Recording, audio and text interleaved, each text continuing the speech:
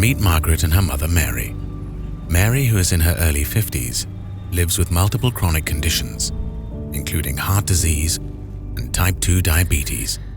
When Mary was pregnant with Margaret, she unknowingly developed pregnancy-related diabetes. The condition went undiagnosed and untreated, marking the beginning of a cascade of health issues. 2 years later, Mary developed type 2 diabetes. With limited access to screening and diagnostic tools at her local health clinic in rural Kenya, the disease wasn't picked up. Mary often felt exhausted and struggled to find the energy she needed as a working mother, eventually developing a respiratory infection due to her weakened state. Years go by and Mary's diabetes remains untreated.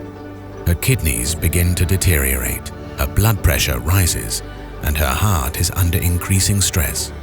As a result, Mary develops hypertension, kidney disease, and heart disease.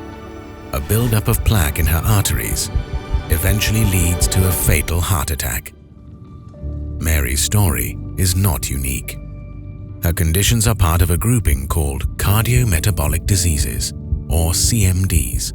CMDs represent a rapidly escalating global health concern, taking the lives of more than 20 million people every year and disrupting the lives of hundreds of millions more. And it's getting worse. The number of people living with diabetes, often a precursor to other CMDs, has more than quadrupled since 1990 and is still rising.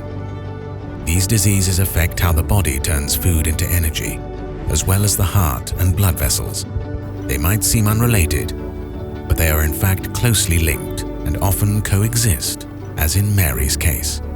CMDs affect people of all ages worldwide, but the burden is disproportionately high in low and middle-income countries, such as Kenya, where Mary lived.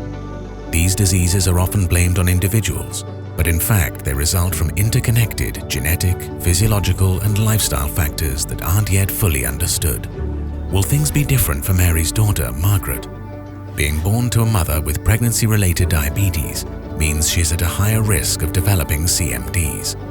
But it's not too late to rewrite the future. What if she has access to a more varied and nutritious diet than her mother did? What if the healthcare workers in her town have been trained to spot, diagnose, and treat diabetes? What if there was more investment in CMD research in countries like Kenya? Maybe Margaret still develops diabetes, but at a later age than her mother. If basic technology is available and she has information on how to manage the condition, then perhaps she wouldn't develop hypertension or suffer a heart attack like her mother in her 50s. And maybe Margaret's daughter doesn't develop diabetes at all.